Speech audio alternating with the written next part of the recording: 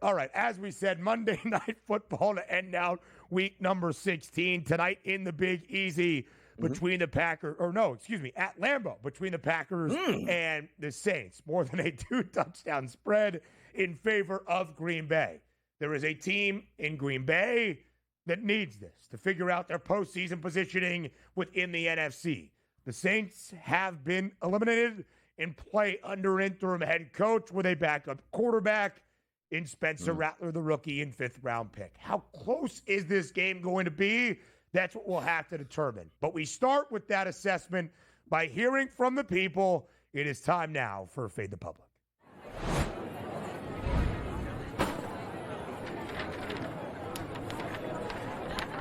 Now, DRS, it's oftentimes difficult to fade the public when everything is pretty even across the board. You like when the public is so in on one or two options and you can figure out where the public is not looking if you want to fade them. As I did on Thursday night, by the way, dead over in LA between the Chargers and the Broncos to kick off week 16, as we explored, by the way, because of the idea that so many people were looking at the side or the under, it went well over. Here, DRS, every vote has at least 21%. Everything pretty even. The Packers as the hefty home favorite. The Saints getting more than 2 touchdowns on the road. The over of 42.5 or maybe under because we only really expect offense from one side. I guess most of the vote is with the Saints as the dog, just catching more than 2 touchdowns. Green Bay would really need to win by a lot tonight. Which way did you vote, DRS? Yeah, I actually voted Packers, but understand this. It's one of those like, okay, which way do you want to go? Where as a handicapper, these games are the most frustrating. One team needs to win technically. The Packers will probably still get in anyway. One team really is in the off season, but the new head coach, interim coach, Darren Rizzi, he's got this team playing well, and he's got them playing competitive football. And if there is, I know we love recency bias. Let's just go back 24 hours, Ben. Buffalo Bills, New England Patriots, isn't that a similar circumstance? Almost identical spread. One team way out of it here. They're not going to show up and play, but take a 14-0 lead here and hold on for victory for the home team. Yeah. So that sort of plays into it. But also, let's understand this. Like, word got out, like, I don't know if this is supposed to be a positive, but it feels like it's a negative. Like, hey, by the way, the New Orleans quarterbacks have been taken into the cafeteria freezer to call plays so they can get used to how cold it's going to be in Green Bay. Now, say what you want. The New England Patriots practicing cold weather. They're from the Northeast. They didn't get shocked by the cold temperatures of the Buffalo Bills. You have a Southern Dome team in a meaningless football game that's going to warm up and be like, yo, man, it's cold out here. So how did they actually respond in this environment is a little bit different, and that's the tough thing to comprehend because we could sit and be like, oh, yeah, of course the Packers are going to win the game, but 14.5 means you're expecting the Packers to win by roughly 3 touchdowns, if that makes sense. Yeah, again, it is a large burden for Green Bay to cover. They would have to win. Technically, it could be 2 scores, 15 or 16 points, but more than likely, they would have to win by 3 scores. It's not winning by 2 touchdowns and covering as a 13.5-point home favorite. You have that additional point there in the hook added on to that 2-touchdown margin. Donnie, as you alluded to, under Darren Rizzi, New Orleans has been pretty good with the interim head man and the pride of the Garden State. They have won 3 of 5 games. They have covered in 3 of 5, including last week getting more than a touchdown at home against the Commanders. Now, you could argue that game is just a push, depending on where you got the number. If the NFL referees did not completely mess up the clock and allow New Orleans to have one final play in regulation.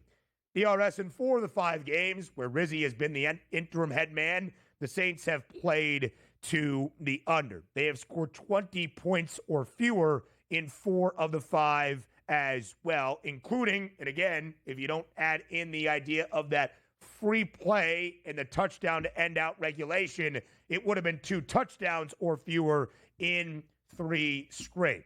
I think Green Bay could score 35 tonight. So I don't love the idea of the under. If I were going to focus on an under, perhaps it would be Saints team total as you saw there. Yeah, no, there's the ways you're approaching this game is it's the home team is the much better team. There are extenuating circumstances, but also if this Yeah. game, Ben, was played 3.5 or 4 weeks ago, what is it, 7.5? Like, I feel like it's a full touchdown because of the environment you're playing in, where one team's still playing, the other one technically not supposed to be playing at this point. So I hear you on that. If I'm just trying to attack it, it probably would be more from a Packers perspective. Multiple touchdown passes out of the quarterback. You know, the running back Jacobs probably going to find pay dirt in this one. One of those wide receivers probably going to have a significant impact. But you're also trying to minimize the damage from a Saints side by saying, are their numbers so low that I can't pass it up? Like, Spencer Rattler is going to be the quarterback for the whole game. Whether they're down 2 or 3 touchdowns, he's probably still slinging it into the third and the fourth quarter before they get out of here. But also, you're right. You see that 13.5. That's bait mode right there. Why? Because it's like, oh, they just need 14. They're probably not kicking field goals late in that game. And if they have 10 points, you're like, hey, 2 scoring drives, 3 and 3, not getting that. Like, you need 2 touchdowns tonight. Do you think the Saints could score 2 touchdowns? That's the idea. And Spencer Rattler has played a decent amount this year. As we know, his first start featured a game where there was 51-27 being the final. Live right here on this Monday on the early line on SportsGrid. Let's take a look at that prop perspective for Monday Night Football at Lambeau to end out week number 16. We'll dive even deeper into the props with our guy, TV Tom Vecchio of SportsGrid, in our next segment. Quarterback comparison, DRS, the 5th-round draft pick out of South Carolina via Oklahoma, who is a native of the outside Phoenix area in Arizona, has to head to Lambeau tonight. That is Spencer Rattler, making career start number 4 in his 5th NFL career game. Did come in for the abysmal Jake Haener last week and played well right through what would have been the game-tying touchdown in the final seconds of regulation had the Saints decided to kick the extra point and force OT. 175.5, the number on Rattler. Jordan Love on the other side, 230 and a hug. DRS, how do you compare the quarterbacks? What are you expecting out of the quarterbacks in terms of the offensive scheme tonight? Keeping it close to the vest per se for New Orleans early to see how long they can stick around in the game. I don't think their options are 5 wide, let's get after it and really go tempo versus tempo against the Green Bay Packers, which also brings into, we'll get to the running backs in a moment, but you are getting bargain basement pricing. It's not as if Spencer Rattler went to an FCS school and barely played there and somehow wound up because he's a coach's son on the team and he's never played in an NFL game. Like, he has snaps in the NFL and he has thrown touchdown passes. Buccaneers October 13th threw for 243. The other games, 172, 150, 135, but also has 2 total touchdown passes along with 2 total interceptions. Look at that price point. If it's a 14.5-point game, the way the odds maker is telling you it's playing out is you are always going to be at arm's length, which means you're probably not going to be in a position to just hand the football off and say, we're going to win this game, which means he should be throwing and getting yards just by default. 175.5 is a low number, but also look at the passing touchdown number. You see the comparison, 1.5 for Jordan Love, which is typical for an NFL quarterback. And if you are good, it's going to be juiced appropriately, minus 140, which you're looking at Jordan Love. That half a touchdown pass for the worst players in the NFL usually comes in around minus 190, minus 225, minus 230. Spencer Rattler, minus 128 to throw a single touchdown pass. That's outrageously low. I think he's going to. Guy, they let him rip in his NFL debut, 22 of 40 against the Bucs. The game was 51-27. It was chaotic. That game was in New Orleans, indoors, so maybe a different scenario. Last week, also indoors in the Big Easy, he did throw that touchdown pass late. I think from the perspective, Donnie, when you look at how this game should play out, I believe on a cold night in Green Bay, Wisconsin, at a place known as the Frozen Tundra, they are probably going to trust Josh Jacobs, who has been great this year, more and more for Green Bay, set the precedent on the run, establish that. But then, if the Saints are trailing, you allow Spencer Rattler to throw the football. Of course, as we know for New Orleans, the reason Rattler is playing is because Derek Carr is more than likely out for the remainder of this season. We got word this past week that Alvin Kamara is also probably not going to play again for a New Orleans team that is out of playoff consideration. So enter Kendre Miller, second-year pro out of TCU. What might he do tonight against Green Bay? That's what we'll try to figure out.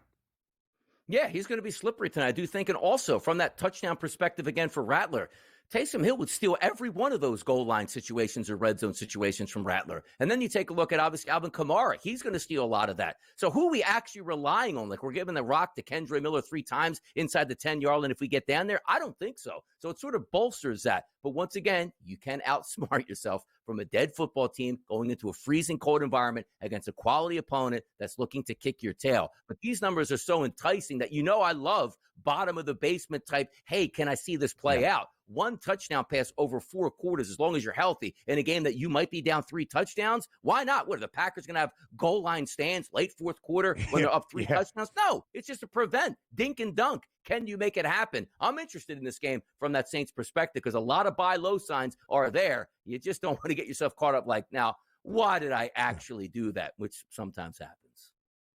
So, DRS, there's not a lot of production out of Kendre Miller this year, but in the 2 games he has played now in December, 9 carries last week for 46 yards against the Commanders, 10 attempts the week prior for 32 yards and a touchdown against the Giants. I think they are going to turn to him tonight as well. You saw the hefty number on Josh Jacobs, 2-hit pater, plenty more from the prop perspective with SportsGrid's Tom Vecchio. Up next, live right here on the Early Line. We welcome you back to this Monday on the Early Line on SportsGrid. Monday Night Football tonight at the frozen tundra. Lambeau Field as the Packers will host the New Orleans Saints. Green Bay with a victory clinches a playoff berth. New Orleans already out of playoff consideration. What does the motivation and the numbers mean for the prop perspective on this Monday? That's what TV Tom Vecchio of SportsGrid is here to let us know. Tom, as always, we appreciate the time bright and early on this Monday morning. Hope the weekend was great as well. Thanks for having me. We are in for a football game tonight. That much I know. Is it going to be good? Yep. We're going to find that out. And like you said, the Packers need to clinch this game, right? They need to win. So at a certain point, I expect this to be as straightforward as possible from the Packers side of things. What we get from some of their options on offense can be a bit of a question mark just because they may not have to score at a certain point. And then what we get from the Saints offense will determine the outcome of this entire game. Because if they are not able to score, we're actually going to see some Packers players fall to the under. So let's get to it. So let's look at those numbers very quickly here. You see more than a 2-touchdown spread in favor of the Pack, a total that stands at 42.5.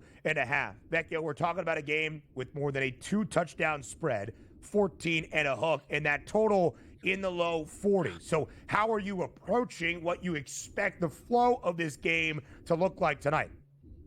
I really hope that the Saints win the toss and they actually go out and score, because that'll give some juice to the game overall, but it'll also drop the line for the Packers, and that's where I want it. I want to take them live. Like, I wouldn't mind taking the Packers minus 9.5 live if that's where I can get it, but I have no interest in laying 14.5. Can they cover that? Of course they can. They are the far superior team in this matchup, but I don't want to lay 14.5. So I actually hope the Saints come out and score early. We actually take the Packers live and then potentially play a live under if that jumps up to like 45.5 or 46.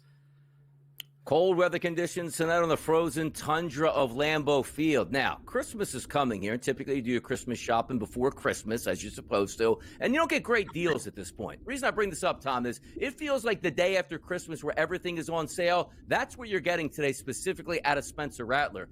Both myself and Ben previewed this and said, you know what, Rattler, $175.5, but the one that keeps catching my eye, Tom, over a half of a touchdown pass, which means 1, in a game you might get blown out at a minus 128 price. I don't know if I've ever seen it that low for a starting quarterback on the FanDuel Sportsbook. Price points here for yardage: Jordan Love, 230.5, Spencer Rattler, 175.5. Which quarterback might you be leaning towards tonight in this game?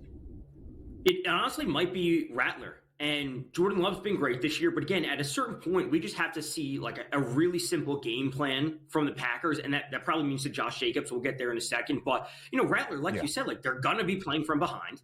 let's just get the yards. Like, let's just get the yards. You can absolutely get a touchdown. Like, if I told you the Packers won this game like 28 or 30-13, somewhere around there, like, I don't think that would surprise anyone. That kind of falls where we're expecting in terms of the total, the spread, et cetera, et cetera. But they do score that touchdown. It's either going to be a passing touchdown for Rattler, or it's going to be Kendre Miller finding the end zone. So I absolutely don't mind the yards, and playing into the over half a passing touchdown, like you said, like something that should be happening. Like, we're not going to see them score no touchdowns tonight. At least I hope that's not what we're seeing.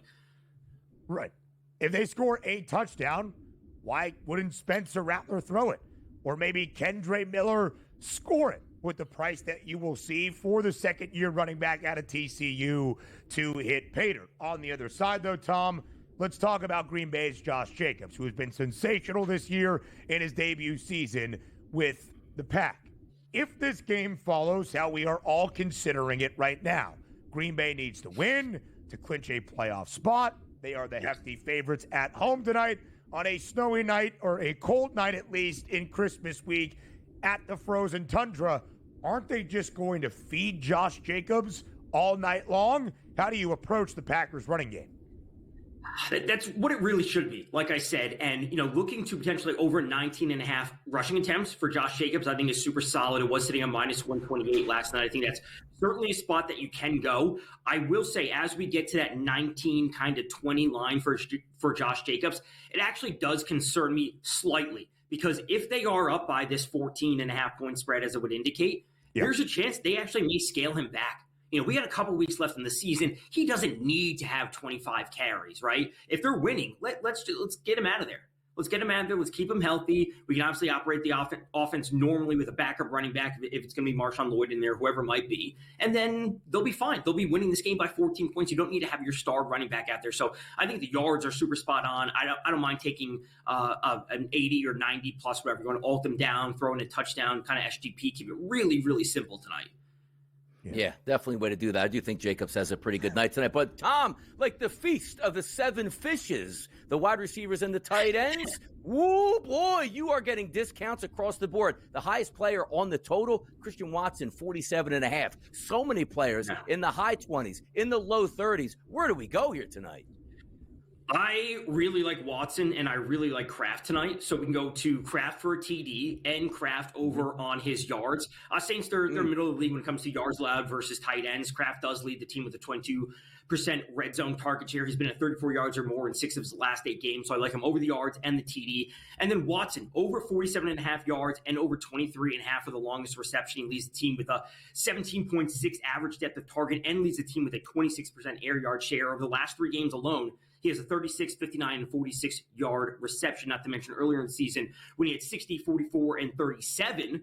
And we see the Saints, over the last 5 weeks alone, they've allowed 12 receptions of at least 20 yards. And on the season, they've allowed 2,430 receiving yards to wide receivers. That's the 5th most in the league. So there's a chance that Watson and Kraft have big games. But I will say it may put things into a spot where Reed and Dobbs and not all these players are going to be flying over their totals. Right. So it's probably going to be Jacobs plus 2 of the receivers. It's not going to be anyone, or not going to be everyone, I should say. It's not going to be everyone, because if it is everyone, that probably means the Saints team total over would be in play at that point if they are actually scoring.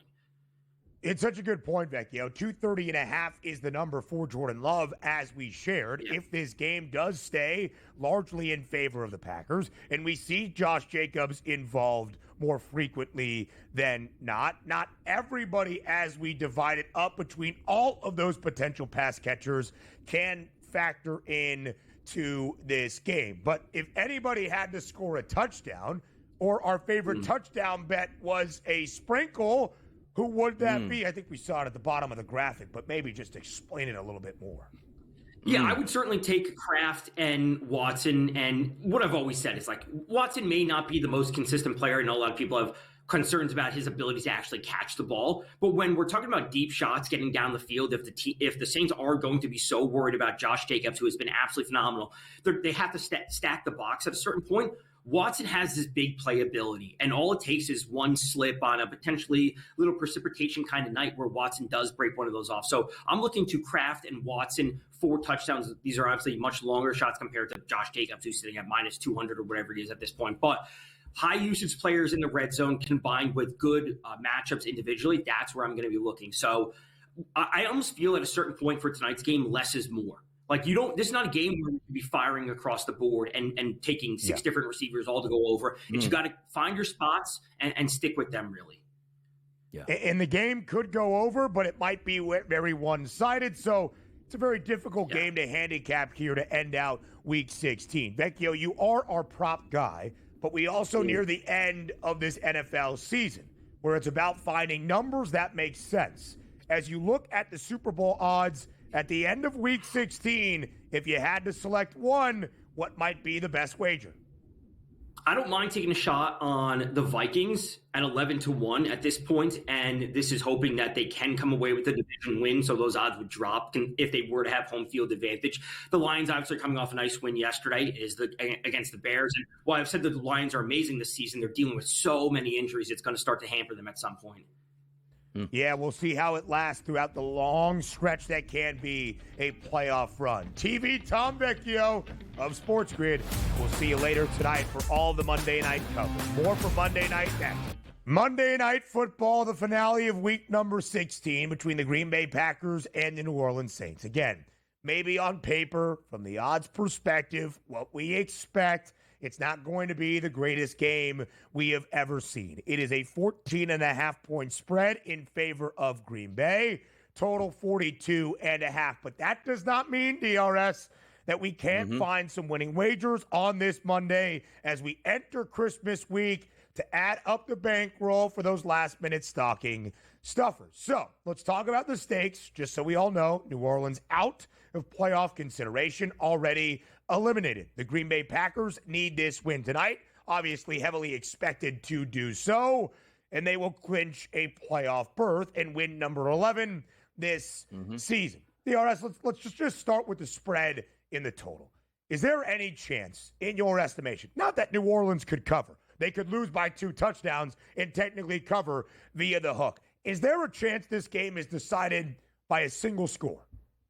Yes. Yeah, because I do think you're looking at colder temperatures, and as long as you just play a decent football game for the Saints, and we're not saying, hey, their last 5 games, they've gotten beat by an average of 21 points. They're going to get killed tonight. Take a look at least from the Falcons game, 20-17 win. Browns, 35-14 win. The Rams, who are a playoff contender, probably going to win their division. You lose that game 21-14. You beat the Giants on the road 14-11, a low-scoring game. And then you'll come all the way back and almost beat the Commanders on the last play of the game, who are also a playoff contender. So the opportunities for the Packers should be there tonight with a chance to blow them out. But what the Saints are doing at the end of the season is they haven't given up, because the worst thing you can do to yourself and say, well, they're still professionals, it's 14.5, and you find yourself at 21-0 at the end of the first quarter because the Saints look like they're so disinterested, they don't want to be there. But you haven't got that from the New Orleans Saints over the past couple weeks when they've always been out of it.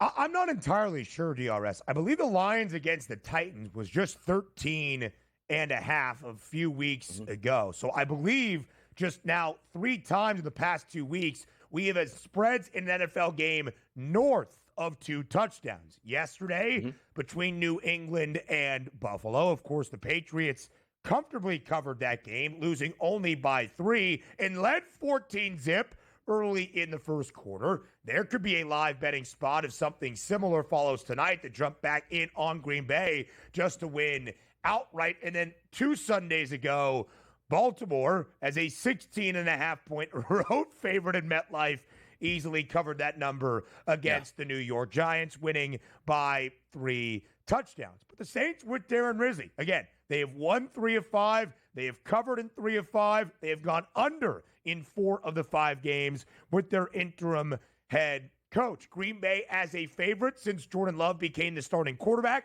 Not illustrious. 7-7 against the spread for the Packers, who have been a team to play to plenty of overs so far this season. Donnie, let's try to correlate the side and the total. If Green Bay wins comfortably, is that an under? If the Saints keep this game close, would it actually push us to the over because we know we're getting more New Orleans offense than maybe the odds makers expect? Yeah, usually you say, oh, blowout, that means the game's going over because easy points on the opposite side. That means that New Orleans was struggling to move the football all night, and we're just anticipating them in the final quarter scoring 10 points, let's just say, over the final 7 to 8 minutes of the game. So I do think if the game's close, it tends to me that New Orleans is playing sound defensively, but also making enough plays on offense to move the chains and get points here. So if this game is under the 14.5 number, I think it goes over. I think if the Packers are covering this game, it stays under, which usually you'd think the opposite. Well, they're covering 14. That probably means they scored 28 points. Yeah, they might score 28 points and still come away with a cover and an under in that game. 28-6, something in that range. That's feasible. For sure. I think it's well said, DRS. It was also a thought I had for our two first opening round games of this college football playoff. If Indiana was going to pull the upset, the offense needed to be good. It was atrocious for 58 minutes. If SMU wanted to challenge Penn State, one of the better balanced defenses around the country, they needed to be the prolific Mustangs offense we had seen through a good majority of this year. Same case tonight. Normally, the betting correlation is underdog keeps it close in a gritty, ugly game. Total stays under because Green Bay needs more points to be even available and out there to win by more than 2 touchdowns. I actually think the opposite. New Orleans has to be so much better offensively to keep this game within margin than what we are expecting for a team total at 13 and a hook. So, of course, Donnie, that starts with Spencer Rattler. How do we feel about the rookie quarterback making start number 4 of his NFL career tonight in Green Bay? Like, the numbers are so low. And by the way, I think we had was it 175.5 we were just talking about a couple minutes ago? Because it's up to 179.5. So the juice is flowing now on Spencer Rattler after you have a nice little segment at this point. But the touchdown prop is still there at minus 128. But understand this, like, you're never out of it. As long as the kid doesn't get injured and you expect to be losing this game by double digits, 179 is, hey, can I just get a couple first downs every once in a while? And you find yourself in the fourth quarter and it's 130 yards passing, which isn't a ton. And you need roughly 50 or so in a fourth quarter where the defense has given up and saying, take what you get. As long as you take 8 minutes, we'll give you a field goal, a touchdown, whatever you want. So I am intrigued. If you said, like, which way would you rather go, the 179.5 or the touchdown pass? I probably go the touchdown pass because you can have a solid ground game. You can wind up with a turnover and see who gets returned back to the 15-yard line with a simple dink and dunk touchdown pass. That's probably the way. If I'm going to bet any Spencer Rattler props tonight, it's probably over 1.5 touchdown passes at that cheap price, or a half a touchdown pass, I should say, at that cheap price. I would agree, and he does not have Alvin Kamara next to him tonight. It is going to be Kendre Miller. Those are the numbers that you will see on Miller. 50.5 rushing yards, 15.5 receiving yards, minus 290 for Josh Jacobs to hit Pater. He has scored in 5 consecutive games, 9 total rushing scores in the last 5. Johnny, in his first 9 as a Packer, 2 games where he scored 3 total rushing touchdowns. He has been so much more prolific getting to Pater here as of late. If you had to have one prop bet, DRS, in the final 30 seconds of this segment, what would it be? If I had to have one, let's just say it's probably going to be a wide receiver, I would say, from the Saints' perspective. Valdez-Scantling, 34.5 isn't bad returning back. You know what? Let's go Valdez-Scantling. If he doesn't get 35 yards, how the hell are they moving the football tonight? How about that? I like it, DRS. Hey, I won't see you. Have a very, very Merry Christmas. Have a great time tonight on NFL Football In-Game Live Game Day. More on the early line next.